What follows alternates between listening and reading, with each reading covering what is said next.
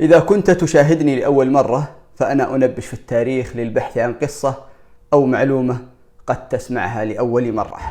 لو تلاحظ خلفي هذه القبة الخضراء، وهذه هذه القبة الخضراء دائما تجد الصوفية وبعض الأقوام لها قصص لكنهم تقع فوق قبر النبي صلى الله عليه وسلم. فالصوفية تجدهم يلبسون عمامة لونها خضراء ويهتمون باللون الأخضر. طبعا كان لها عدة ألوان راح نتكلم عنها إن شاء الله بالتفصيل، لكن الصوفية دائما ما يعطونها اعتبار ويتكلمون عنها، حتى في أناشيدهم يذكرون القبة الخضراء. وهذا هنا هذه المنطقة، هذه البقيع، مقبرة البقيع، وفيها دفن عدد كبير من الصحابة عليهم رضوان الله. انهد سور قبر النبي صلى الله عليه وسلم مرتين، ظهر صندوق وكذلك ظهرت قدم.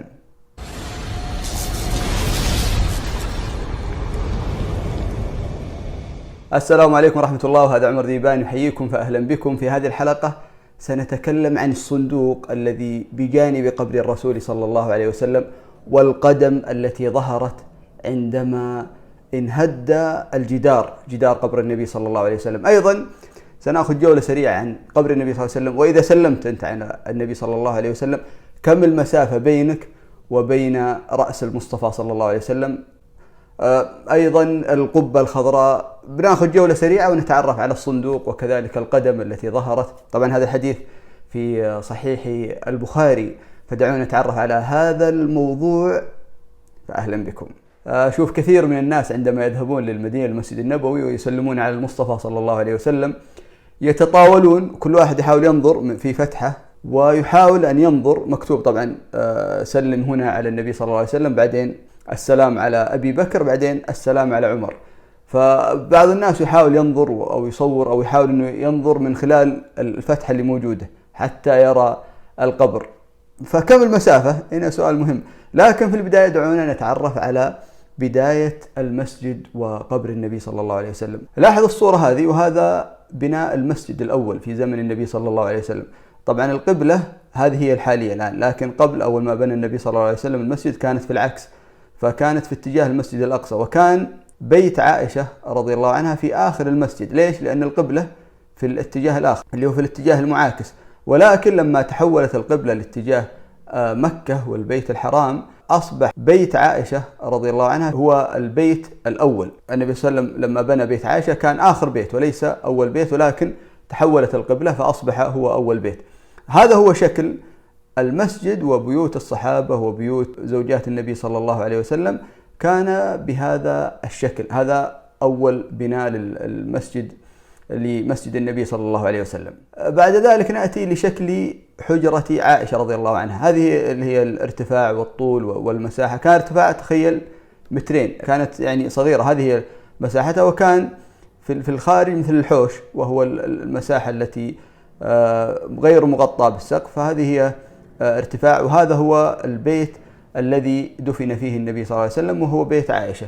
طيب نسأل هنا في سؤال مهم: لماذا دفن النبي صلى الله عليه وسلم في بيت عائشة رضي الله عنها؟ لما توفي النبي صلى الله عليه وسلم وكان عند عائشة احتار الصحابة أين يدفنون النبي صلى الله عليه وسلم. فقال أبو بكر: سمعت شيئا عن النبي صلى الله عليه وسلم لا أنساه. قال المصطفى صلى الله عليه وسلم: ما قبض الله نبي إلا في المكان الذي يريد أن يدفن فيه، فادفنوه في مكانه أو في موضع فراشه. فدفنوه في ذلك الموضع. ولا كان فيه خلاف أين يدفن النبي صلى الله عليه وسلم، لكن الحديث الذي سمعه أبو بكر رضي الله عنه عن النبي صلى الله عليه وسلم حسم الموضوع، فدفن في بيت عائشة رضي الله عنها. وهذا الحديث في صحيح الترمذي. بعد ذلك عندما دفن النبي صلى الله عليه وسلم، هذا هو القبر أو حجرة عائشة رضي الله عنها. كان هذا موضع النبي صلى الله عليه وسلم، ثم أبو بكر، ثم عمر بن الخطاب رضي الله عنه. في المساحة هذه كانت تعيش عائشة رضي الله عنها، وهذا كان ستار. ثم بعد ذلك بني جدار، وكان الصحابة عندما يأتون يستأذنون عائشة فيدخلون ويسلمون على النبي صلى الله عليه وسلم وعلى أبي بكر وعلى عمر بن الخطاب. في هذه المساحة عاشت عائشة رضي الله عنها 37 سنة. تخيل المساحة هذه الضيقة مع الحوش الخارجي. بعدما توفيت أم المؤمنين عائشة رضي الله عنها أغلق هذا الجدار تماما وبني، بعدما بني الجدار خلاص أغلق، فكان اللي يسلم يأتي من خارج الجدار ويسلم على النبي صلى الله عليه وسلم. في زمن الوليد بن عبد الملك انهد الجدار اللي من جهة قدم عمر بن الخطاب رضي الله عنه، فلما سقط فزع عمر بن عبد العزيز الخليفة الخامس، طبعا كان في خلافة الوليد بن عبد الملك، فلما سقط الجدار وظهرت القدم فزعوا، وهذا الحديث رواه البخاري، فقالوا إنها قدم النبي صلى الله عليه وسلم، فقال عروة لا، هذه قدم عمر بن الخطاب رضي الله عنه. ليش؟ لأن قدم النبي صلى الله عليه وسلم لم تكن ملاصقة لأي جدار، كان رأسه ملاصق للجدار الآخر، لكن الجدار الذي هد كانت ملاصقة لقدم عمر بن الخطاب، فعرفوا أنها قدم عمر بن الخطاب. والحديث الذي رواه: انهدم حائط بيت رسول الله صلى الله عليه وسلم الذي فيه قبره، فخرج عمر بن عبد العزيز واجتمعت رجالات قريش. وروى البخاري في صحيحه من حديث هشام بن عروة عن أبيه: لما سقط عنهم الحائط زمان الوليد بن عبد الملك أخذوا في بنائه فبدت لهم قدم، ففزعوا وظنوا أنها قدم النبي صلى الله عليه وسلم، فما وجدوا أحدا يعلم ذلك حتى قال لهم عروة: لا والله ما هي قدم النبي صلى الله عليه وسلم، وما هي إلا قدم عمر بن الخطاب رضي الله عنه، وذلك في زمن الوليد بن عبد الملك. لما انهد الجدار أمر الوليد بن عبد الملك ببناء جديد لقبر النبي صلى الله عليه وسلم، وهو هذا الشكل الذي تلاحظه،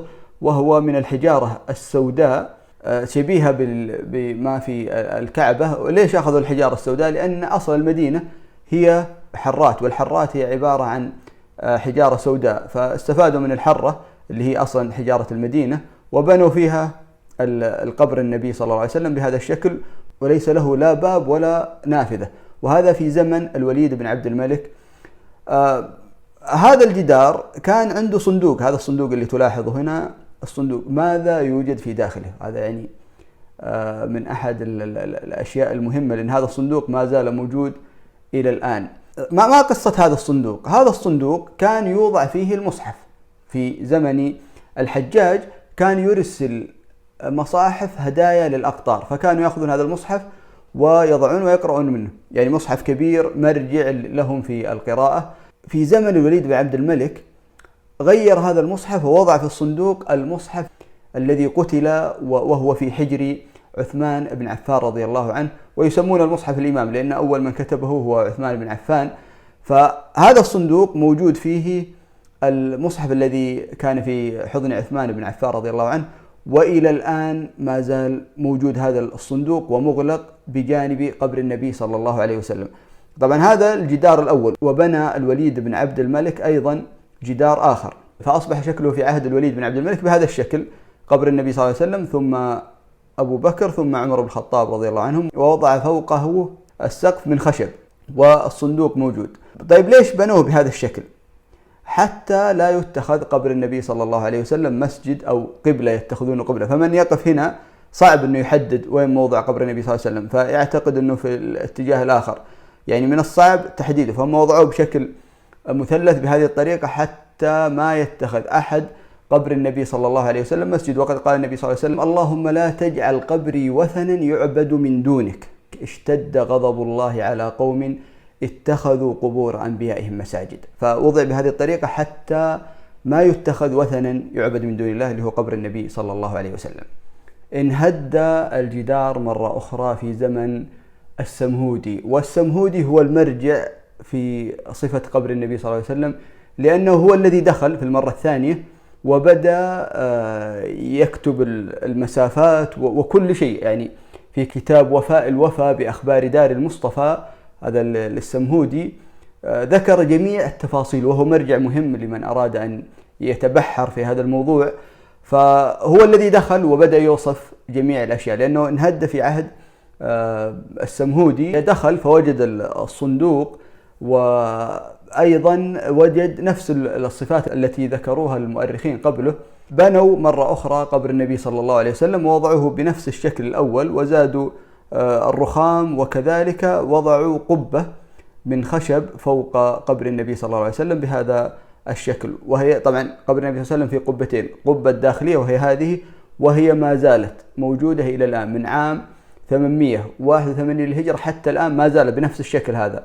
طبعا في القبة الثانية، القبة الخضراء اللي نشاهدها من بعيد، هذه لا، لها قصة ثانية، لكن هذه القبة ما زالت موجودة حتى الآن بهذا الشكل من عام 881 للهجرة. وقع بعد ذلك حريق ثاني، ثم يعني أحدث بعض الأضرار فرمموا وزادوا وعدلوا، ولكن بنفس الآلية السابقة ما تغيرت كثيرا. وهذا في عهد قايتباي، وقايتباي كان يعني مهتم في بناء المساجد وتزيينها. نأتي الآن للمسافة عندما تقف وتسلم على النبي صلى الله عليه وسلم. كم المسافة بينك وبين رأس المصطفى صلى الله عليه وسلم؟ 7 أمتار. ليش 7 أمتار؟ زي ما ذكرنا الجدر، هذا قبر النبي صلى الله عليه وسلم، وبعد ذلك فيه الجدار الأول والجدار الثاني، وبعد ذلك في سياج يفصل المنطقة، فأنت تكون بعيد بعد 7 أمتار. يعني اللي طالع هذا وما يشوف أي شيء أصلا، في عدة جدر، ولكن بعضهم يعني يجهلون الأمر هذا. طيب نأتي الآن للقبة الخضراء التي تشاهدها من بعيد. ما قصتها؟ طبعا القبة الأصلية أو القبة الموجودة الأولى هي من خشب، وهي موجودة في الأسفل بهذا الشكل. فهذه القبة الصغيرة اللي موجودة إلى الآن، وبعدها القبة الخضراء اللي موجودة وقد تغيرت على مر العصور. في عام 678 أول من أحدث القبة هو الملك قلاوون الصالحي، وبعد ذلك أتى قايتباي عام 881 وضع قبة أخرى، وبعد ذلك احترقت القبة فوضعوا قبة ثالثة وهو عام 886. وفي عام 1233 قام السلطان العثماني محمود الثاني ببناء القبة وصبغها باللون الأزرق، ثم في عام 1253 أمر بصبغها باللون الأخضر، فهو اللون الذي تشاهده الآن عندما تذهب إلى النبي صلى الله عليه وسلم. وهي ليس لها أي مزيد فضل، وإنما هي قبة أحدثت، أول من أحدثها هو الملك قلاوون الصالحي. هذا هو قبر النبي صلى الله عليه وسلم بطريقة مختصرة. لمزيد من التفاصيل في الدكتور عبد المحسن القاسم اللي هو إمام المسجد النبوي شرحها بطريقة مفصلة في تقريبا ساعة، وكذلك في مرجع مهم وهو كتاب وفاء الوفاء بأخبار دار المصطفى للسمهودي. هذا كتاب فصل فيها بشكل كبير في مجلدين. في الختام أدام الله بقاءكم، وصلى الله على نبينا محمد وعلى آله وصحبه أجمعين.